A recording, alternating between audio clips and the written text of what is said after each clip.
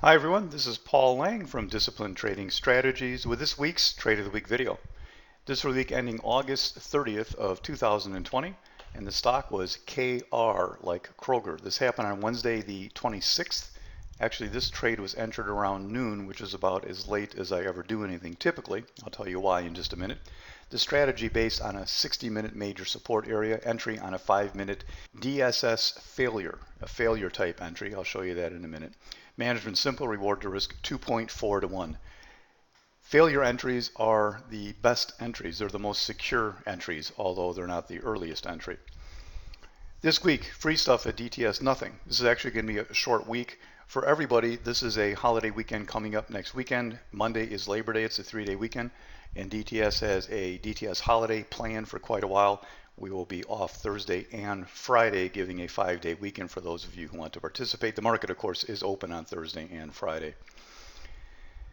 This is the daily chart of KR, and this is one of my favorite concepts, to pick a chart that is unique, pick a chart where clearly the bulls have to stand up and say we can't hide it anymore, we're bullish. And then you get these stalls, and day after day we get these tails coming in the same area on the daily chart. That's what the chart looked like before the day of the trade, and then this is what it looked like afterwards. Nice green bar popping up above those prior days. Something I want to point out in here, when you get to the trade, you're going to see that when you're seeing this, you probably think, well, I got this little breakout, little move. No, right from the bottom.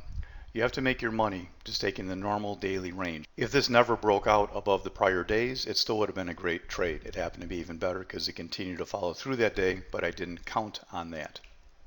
This is the 60-minute chart.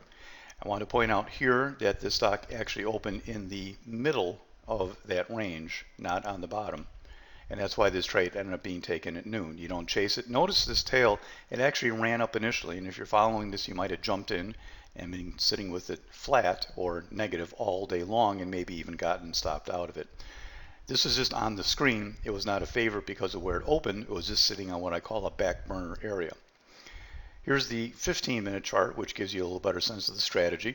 It's sitting on a chart, wasn't really looking at it all day, and then all of a sudden I look over and I just happen to peek in and take a look right around noon, and I see this setting up right here, right on that support area that you saw in the daily chart. It opened up there, it fell to the support area, and boom, this is one of these reflexive type trades. I knew what the stock was.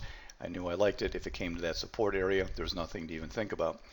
On the 5-minute chart, you get a little sense for the entry. That's where the entry was, right there on the 15-minute chart, and it took target 1 as it ran into the prior high from the morning, and then target 2 was simply hold till close.